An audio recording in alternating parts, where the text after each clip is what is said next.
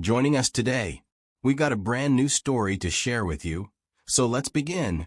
My name is Daniel, and if you had asked me a year ago, I would have told you I had a great marriage. I believed in us, and I thought we were solid. For the last few years, my focus has been on building our future. I had a business that was finally taking off, and I was expanding it to new cities. That meant a lot of travel, sometimes days, sometimes weeks at a time. But I did it for us. I thought it was worth it. But life has a funny way of knocking you flat on your back just when you think everything is going according to plan. The day my world fell apart, the truth came to me on its own.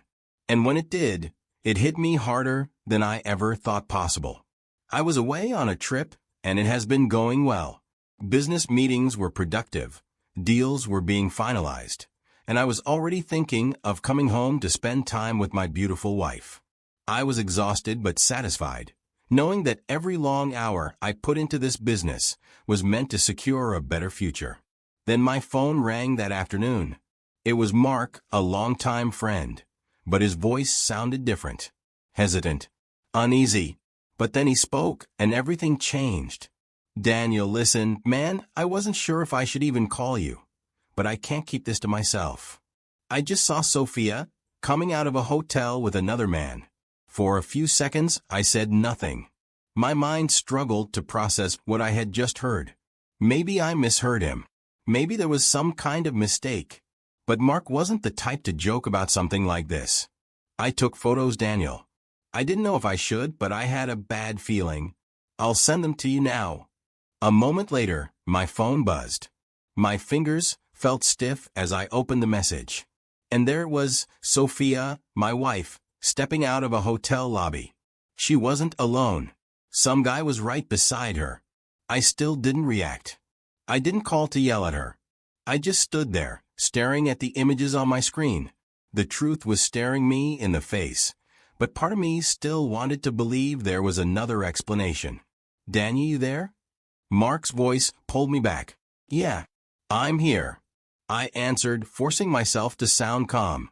"Man, I didn't want to be the one to tell you this, but you needed to know." I nodded to myself, though he couldn't see me. I wasn't angry at Mark. If anything, I was grateful. He didn't know me this, but he did it anyway. And deep down, I knew he was right. I needed to know. But now that I did, what the hell was I supposed to do with it? I got back earlier than planned. I didn't call ahead and didn't send a text.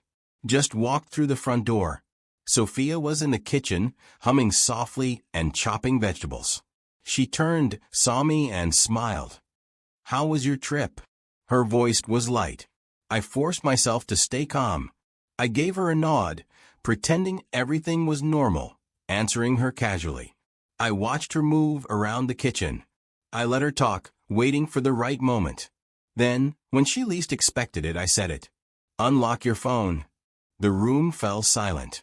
The air grew thick, heavy with unspoken tension.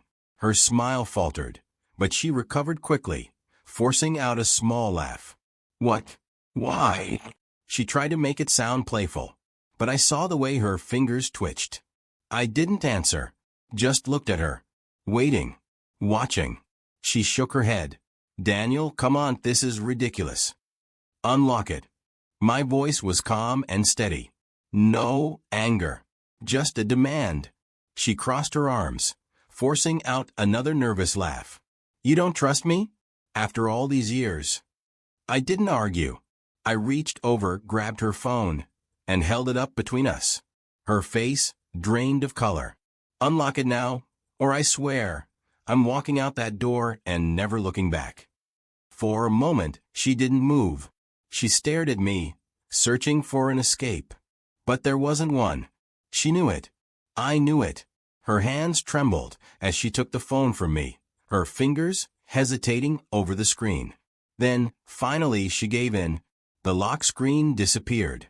The first thing I saw was a string of unread messages, some from a saved contact, others from an unknown number. I clicked one, then another, then another. It was all there. Explicit texts, photos, videos. Things I never imagined my wife sending to another man. The heartbreaking part is that my wife sometimes sends me photos of herself. Some of them explicitly remind me of what I have at home. I found out she also sent them to this other man. I scrolled through hotel reservations, late-night chats, and messages about meeting up while I was away working. Detailed conversations about me. How she thought I was too busy, too distracted with my business to notice anything. How she could do what she wanted because I trusted her too much. The words blurred for a second, but I didn't stop reading. I sat down because I needed to see it all, to know exactly who she was when I wasn't looking. Sophia collapsed onto the couch, sobbing, clutching her face as she cried, as if the guilt was suddenly too much to bear. "I'm sorry. I was lonely. You're never home, Daniel. I just. Her words came out in gasps, broken between sobs. "I didn't mean for it to happen. I love you. Please, just let me explain." But I didn't react the way she expected. Without a word, I took screenshots and transferred the files to myself. Then, just as calmly as I had asked her to unlock the phone, I set it back on the table. I met her tear-filled gaze, my voice colder than I had ever heard it. "I don't need to hear your excuses." Then I stood up, walked past her shaking frame, entered our bedroom and started packing some of the things I didn't pick along for the previous trip. My clothes, my documents, everything important, everything I needed to walk out that door and never look back. I moved into a temporary apartment, blocked her number, and cut off all contact. If she had anything to say, she could say it through my lawyer. I called my lawyer to file the divorce papers. Immediately. And that was the difference between us. She acted on impulse, driven by selfishness and recklessness. I acted with purpose, with clarity. Everything was handled through legal channels. I refused to sit across from her in some meeting, pretending there was anything left to talk about. My lawyer was clear. No mediation, no drawn-out, emotional manipulation, no unnecessary discussions. Just a clean break. And, for the first time in months, I felt like I could breathe. The pain didn't disappear overnight. I didn't wake up the next morning suddenly free of everything I had just lost. But I had a choice: sit in my misery, or turn it into something useful. I chose the latter. I threw myself into my business, with a relentless focus. The expansion I had planned? I made it happen, and I did it fast. I didn't just move cities. I rebranded my entire life. Day by day, the weight of what happened lessened. I wasn't healing because of time. I was healing because I chose to. Months passed, and I looked in the mirror one morning and barely recognized the man staring back at me. Stronger, smarter, wealthier. By then, the divorce was almost concluded. It took long because she wanted more than I was willing to give. And the best part? I didn't feel anything for her anymore. No anger. No sadness. No love. Just indifference. And indifference, my friends, is the best revenge of all. After months of silence, rebuilding my life from the ground up in another city, and finally learning how to breathe without the weight of betrayal crushing my chest, she came back. It was late, well past dinner. I had just wrapped up work, already looking forward to a hot shower and some sleep, when I heard a knock at the door. I wasn't expecting anyone. For a second I considered ignoring it, but something in me said to check. So, I pulled open the door and there she was. Sophia. She stood there in the dim porch light, eyes red-rimmed and swollen, tears streaking her face. But that wasn't what threw me off. It was her stomach. Round. Heavy. Pregnant. For a few seconds, neither of us spoke. I just stared, my mind blank, my body frozen. And then she broke down completely. Through sobs and hiccups, she told me she had made a mistake.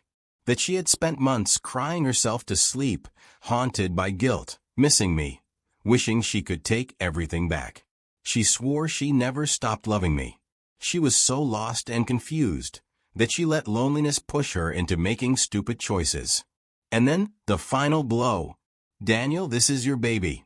She said it like a lifeline, like she truly believed those words would pull me back to her. She wanted another chance. She wanted us to be a family again. She promised that this time she would be faithful, that she had changed. I stood there, listening, watching, and for a brief second, I almost felt sorry for her. But then I reminded myself why she was standing here in the first place. She wasn't here because she loved me.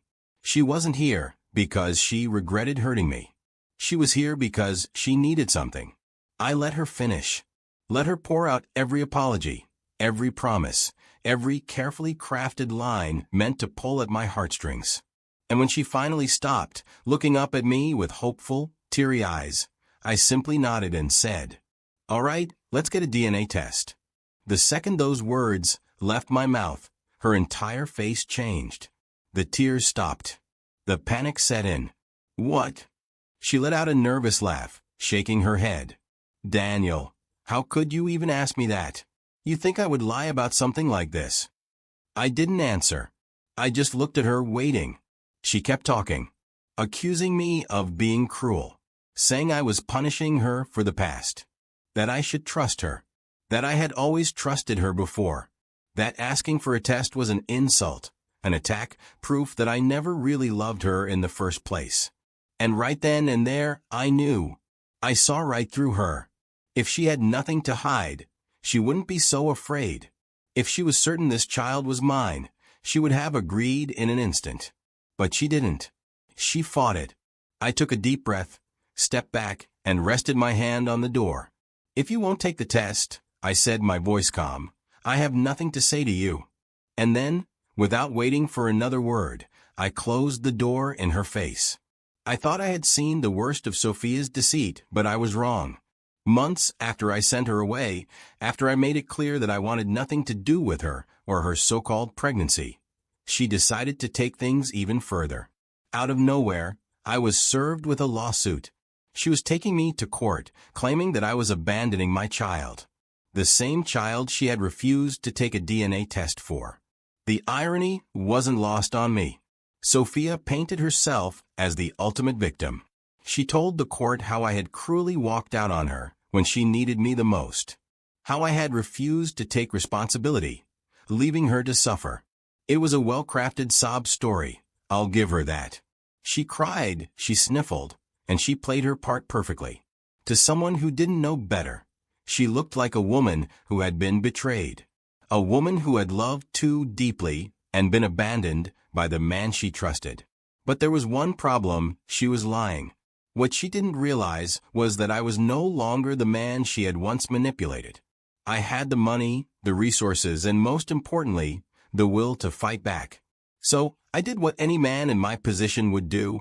I hired the best lawyers in the city. These weren't just any lawyers.